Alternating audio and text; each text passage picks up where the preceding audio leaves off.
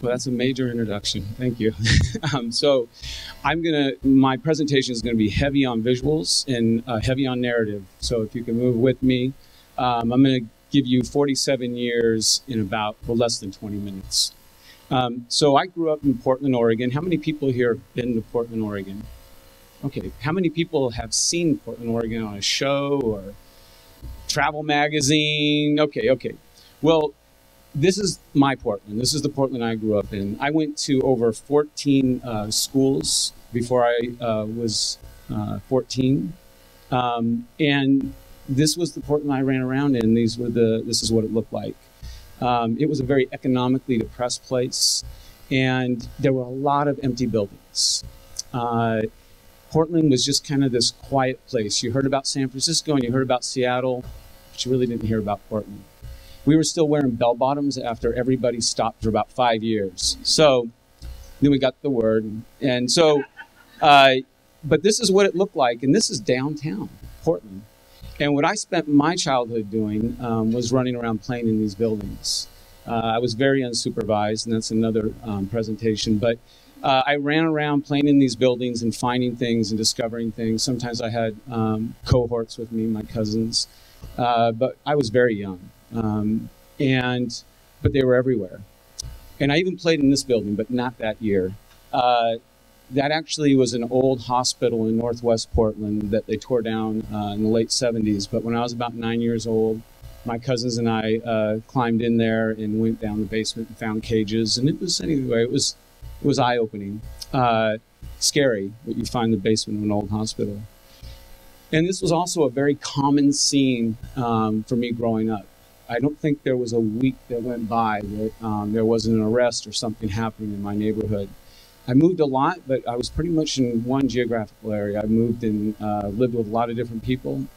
I should say back there, I don't recommend people go in abandoned buildings. I did get arrested at 12 for trespassing one time. So you can get in trouble for going in abandoned buildings, but as kids, it's fun. But this scenario happened so much that an event at one point actually changed my life. And that was when a drive-by shooting happened, which there have been many. But instead of anybody calling the police when this happened, it wasn't this actual day, it was actually in the evening, a car came through the neighborhood very quickly, fired some shots and kept going.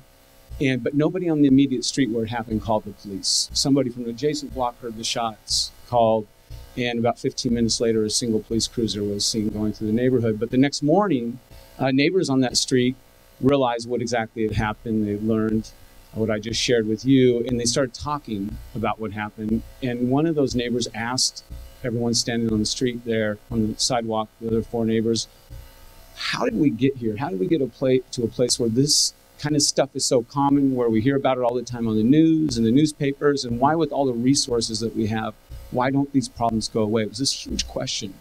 And these neighbors tried to answer it, and they ended up talking for over 2.5 hours.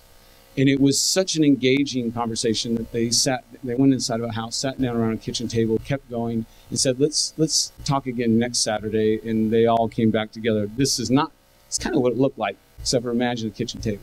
So we weren't taking pictures back then. But in those conversations, it kept growing where people would invite other neighbors. Most of the people in this neighborhood didn't know each other. They didn't talk to each other. But this conversation grew to the point where it was either dubbed the neighborhood conversation or the neighborhood gathering. People even started bringing food. And through the process, they identified some ideas. Somebody brought up a young boy named David who was 13 years old. They asked everybody in the room, does anybody know who David is? And people said, yeah, I know that kid. He's a troublemaker. I think he's responsible for a lot of the petty theft and vandalism. And then after that was said, the neighbor, she said, but does anybody know what's important to him? Does anybody know who he really is? And it was silent. So a few days later, she saw David, walked up to him and said, hey, David, what's important to you? If you could have anything in the world, what would you want? And this was his list: $1 million, a motorcycle, and braces. And she brought that back to the next neighborhood conversation, and we started, of course, we eliminated the first two. But then we started going, well, maybe we could get the braces. Maybe that would help. To make a long story very, very short, we did just that. by going around knocking on doors and people giving 50 cents, a dollar, $5. I think one person gave 50. But we raised the money. David got the braces, and shortly after he got them, he was walking down the street, and the woman who originally asked him what was important to him, and this is how we started, by the way, was cleaning out her garage, and she had all this stuff in the driveway, including these 2 bikes. And as he walked by, she just said hi, and he said hi, and he put his hand on one of the bikes, and he said, you know, if I didn't know you, I would take this bike. And they started talking. Next thing she knew, he was helping her clean the garage out and put the stuff back in. And she shared that at one of the neighborhood conversations, and everybody said, you know, we haven't changed David. He's a rough kid, but we've changed our relationship with him, and not only will he not take from us, he won't let anybody else either. And that was kind of an aha moment. And we ended up doing other projects, and this is symbolic to what that looked like. This isn't the actual, this is a result of some work our organization has been doing. But this, people getting together and making things and making a difference really started to change the energy in the neighborhood, especially with the youth. And there was a lot more celebrating. So when this all happened, we said, you know, this is amazing what we're experiencing. We can imagine if everywhere communities were looking within themselves to realize where the assets and resources, which were collectively in them, to be able to solve problems. Because in every community, and every person has the capacity to make a positive difference. But we thought, you know, people have been around for a long time trying to solve a lot of problems. And we can't be the first people to think we had a good experience, and we should go learn what are the barriers. Well, in that research, I don't know if anyone wants to guess, what is the biggest barrier you think nonprofits have in solving problems, especially social ones? You can just throw out, it's one word. Money, yeah. Money. So neighbors, and we talked about money quite a bit after that, and we thought, well, you know, we don't want to get in that cycle of trying to do community work and raise funds, because what we learned was you spend a lot of energy trying to raise funds, and sometimes it dilutes how much community work you can do. And so we continued these conversations, and because of my background, I had grown up quite a bit around construction materials. When I showed you those pictures of the abandoned buildings, a lot of houses were abandoned in Portland as well. And there was a big freeze in 1979 in Portland. I was 10, and a lot of people were without electricity for a couple of weeks. We were, and I don't know if you know this or not, but if a toilet freezes, it cracks. And a nice commode. So, but ours was against the wall in the back room, and it froze. And when it thawed out, it leaked. And my uncle said, get in the truck. And we went and found an abandoned house, and we pulled the toilet out, and I learned how to install a toilet. But it gave me hard wiring to see things very differently around me that I didn't know at the time. So this was a huge, and still is a huge problem in the United States. The largest single material by volume that goes into our waste stream is C&D, construction and demolition waste. It's huge. It slowed down when the economy went down, but this is how we deal with buildings we don't want. We smash them and crush them. And this is what it looks like in the process. And so this here, by the way, is in New Orleans. I went there after the Hurricane Katrina to work with Mercy Corps to work on some ideas for recovery. And this is a demolition in Northeast Portland. So they look quite a bit the same. And similarly, they have an impact on communities. People get upset when they see this in their neighborhood. So what I started exploring was this idea of actually going out and taking these buildings down backwards to the way they were built. And we ended up starting an organization called Our United Villages, community building organization, community enhancement, to solve problems in communities through the community, but also to demonstrate how that could be done through the built environment around us. So this is, by the way, called recycling a house, which really isn't recycling, it's energy recovery. It looks a lot like demolition. And this is biomass burning. The EPA reports that biomass, which by the way is a great way of recovering energy rather than putting it in a landfill, it doesn't do so well with carbon. It actually produces more carbon depending on what kind of biomass facility you have, which most in the United States are not efficient. And ones in Oregon are going away. And of course, moving a house is best. If not, you're going to do the best thing and not touch it. But what we decided to do was go out and bid. We became certified, licensed contractors, and we went out and said, wait a minute, we would like to bid on taking your house down for your redevelopment, except for we're going to dismantle it by hand. And people really said this. It was just a knee-jerk reaction. They went, you're crazy. You can't take this house down by hand. And then we said, but it was built by hand. We're just going to do it backwards. And then they went, oh, yeah, like they forgot. And this is what it looked like when you hand dismantle a building. And by the way, you can create, and we do 6 to 8 jobs for every one job created in demolition.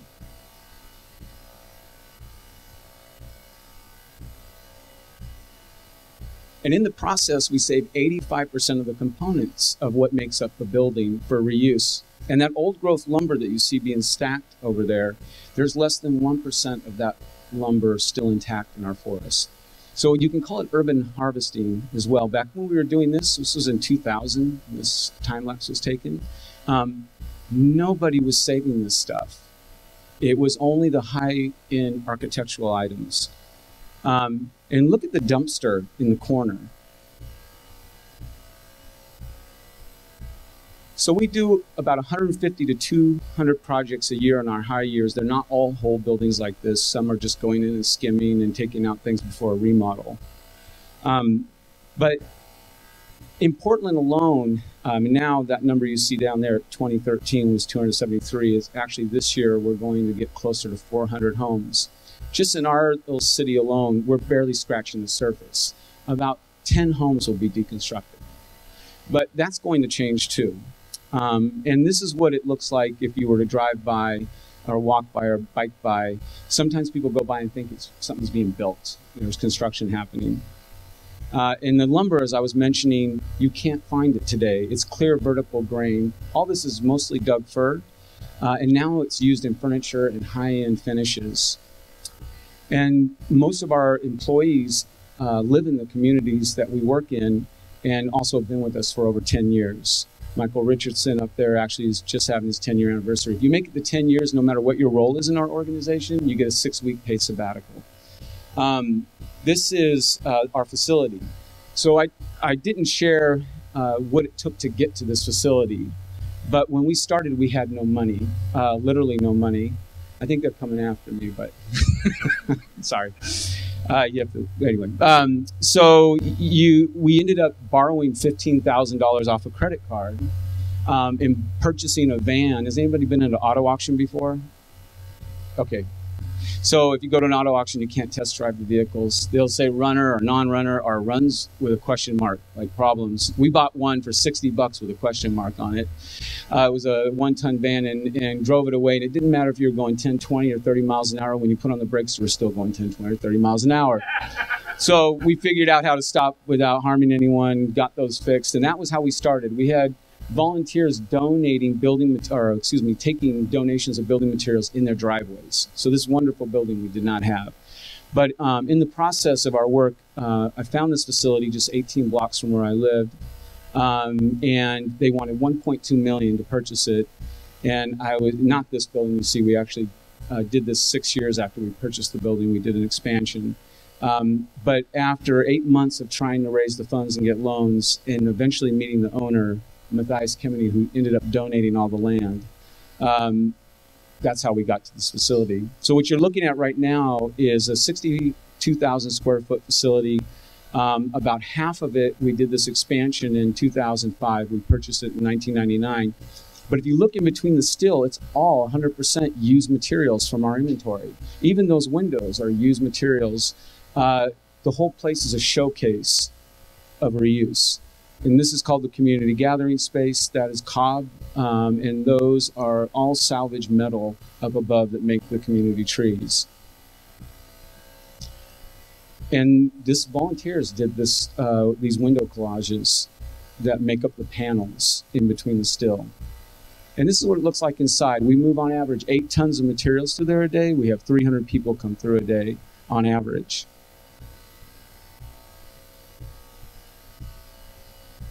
And we have a free pickup service.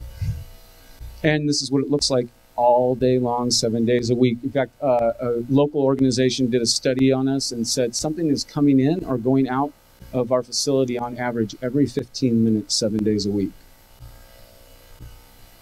And this is our offices. This is what is the process of putting them together. There's not a square inch of drywall. And by the way, we're not trying to set a new design trend, so don't get scared. It's not going to be Salvage World. But the idea is that showcasing what most people would say is marginal, just to change the perception of what could be reused and what it can do.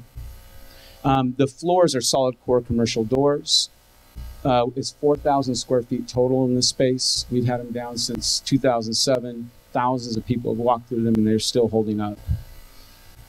And we also made furniture out of that wood, because when we first started bringing it into the rebuilding center, people would come in and they would go, I'll go to a box store and get it much cheaper. Not cheaper, excuse me. We were half price, but they weren't sure about it because it was used. And we were trying to explain what CVG, clear vertical grain, old growth was, and they just wanted to use it.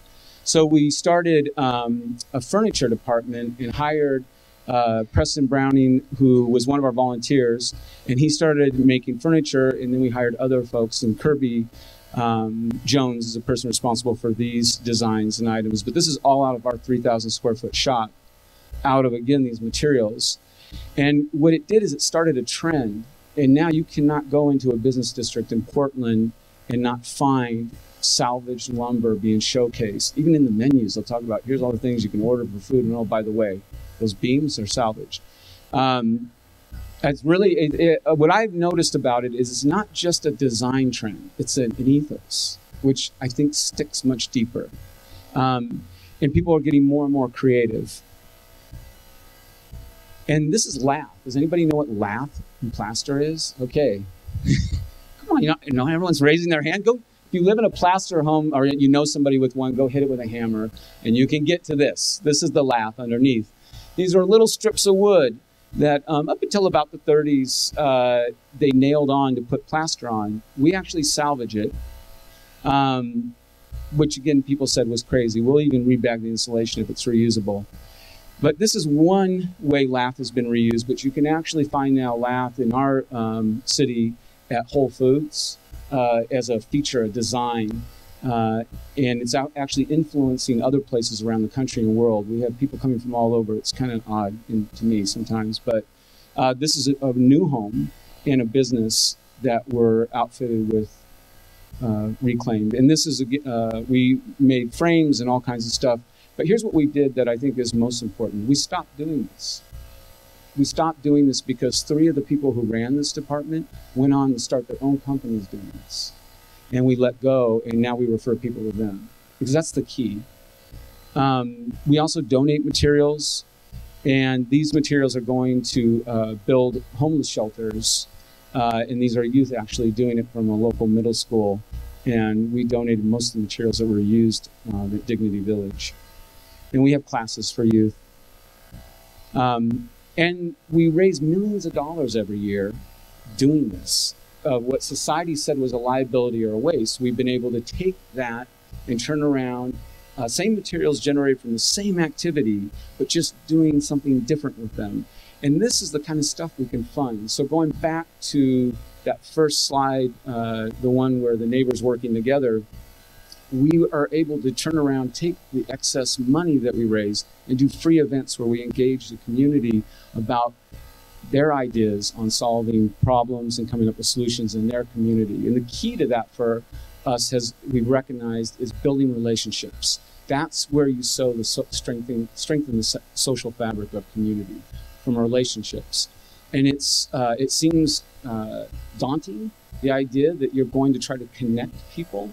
It might seem easier to come up with a policy or come up with something that will hopefully affect people, and policy is very important, but the fabric that sews that together is the people.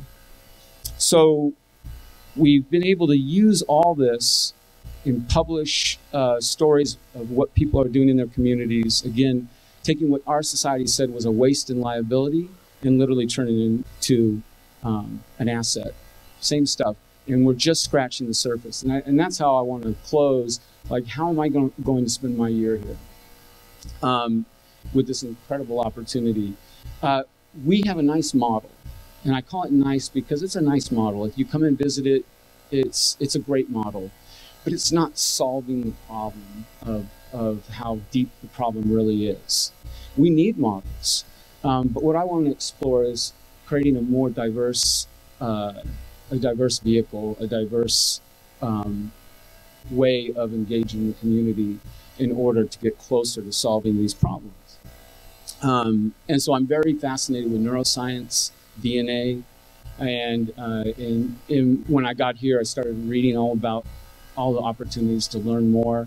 And I'm really looking to explore how could we use what we're learning about neuroscience, what we understand about how DNA is affected and can actually be changed by the way we live, and to influence how we design and move forward.